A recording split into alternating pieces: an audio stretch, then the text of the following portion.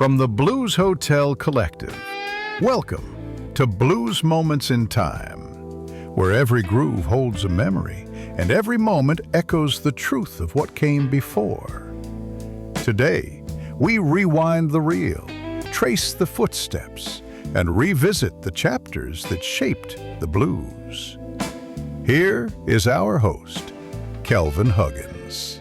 Welcome to Blues Moments in Time, the podcast dedicated to exploring the rich history and cultural significance of blues music. Today, we put our focus on January 15. It's a date that threads together civil rights, Chicago clubs, avant-garde experiences, and modern digital age blues releases. Across this episode, we'll explore the cultural and political backdrop, key musical moments, and the births and passings of artists who carried the blues forward in their own way.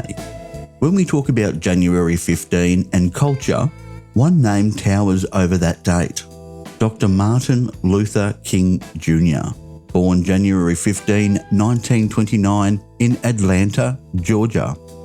As a Baptist minister and the most visible leader of the US civil rights movement, King championed nonviolent resistance and civil disobedience to confront segregation and racial injustice.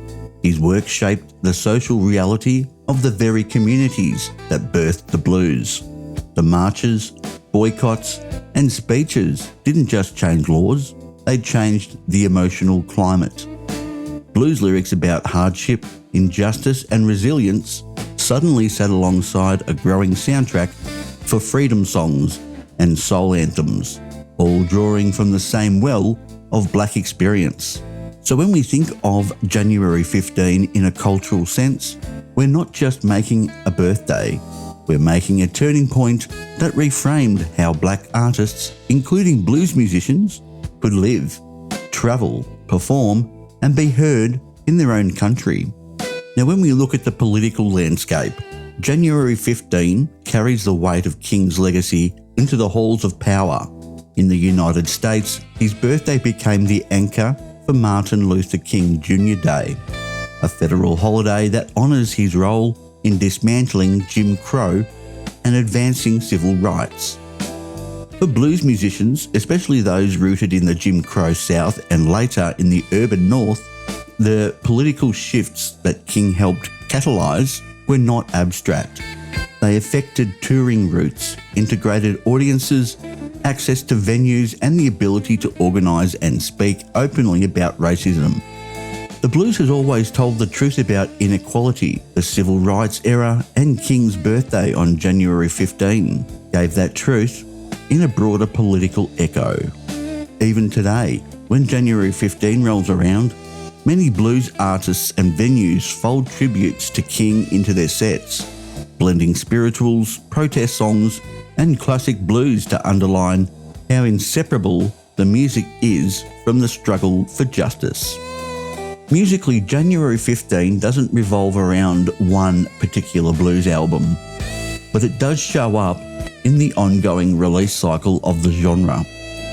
In 2025, for example, harmonica player and producer Bob Corritore released the first single from his 30th career album, Doin' the Shout, on January 15.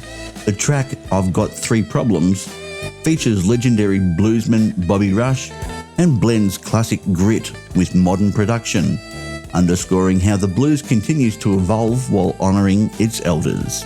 Looking ahead, digital platforms now list blues releases and pre-orders tied to specific dates.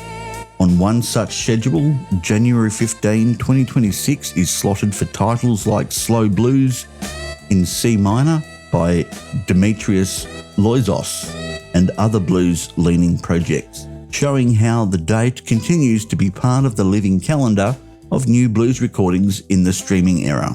So while January 15 may not be dominated by a single historic LP, it's a working date in the life of the blues. Singles dropping, albums queued, and artists using the day to push the music forward. January 15 has given the blues world some serious firepower on guitar and beyond. First up, we look at Earl Hooker. Now, sources differ on the exact year. Some list 1929, others 1930, but they agree that he was born on January 15 in Mississippi and later became one of the most respected guitarists in Chicago blues. A cousin of John Lee Hooker, Earl was known as a musician's musician, a slide guitar wizard whose electric style drew from T-Bone Walker and Robert Nighthawk. He played with heavyweights like Sonny Boy Williamson II, Junior Wells and John Lee Hooker, and led to his own bands. His instrumental blues guitar became a local hit and was later overdubbed by Muddy Waters as You Shook Me, cementing his influence on both players and recordings. Even if he never reached mainstream fame, his phrasing and tone left deep fingerprints on generations of guitarists. Another January 15 birth connected to the blues is John Lee Hooker Jr., born January 15, 1952 in Detroit, Michigan. That's according to his main biographical entry. He's the son of the legendary John Lee Hooker and grew up performing on radio and touring with his father as a teenager. After years of personal struggle, he relaunched his career with the album Blues with a Vengeance in 2004, earning a Grammy nomination and carving out a modern urban blues sound that blends tradition with contemporary arrangements. And then there's Captain Beefheart, Don Van Vliet, born January 15 in 1941. While best known as an avant-garde rock figure, his work is steeped in blues, raw vocals, slide guitar textures and surreal takes on Delta and Chicago traditions. His experimental approach expanded what blues-based music could sound like, influencing rock, punk, and alternative scenes while keeping the spirit of the blues at the core. January 15 then is a birthday shared by a street corner slide master, a modern preacher of electric blues, and an avant-garde shapeshifter, all drawing from the same deep river. January 15 also marks the loss of one of Chicago's great voices, Junior Wells.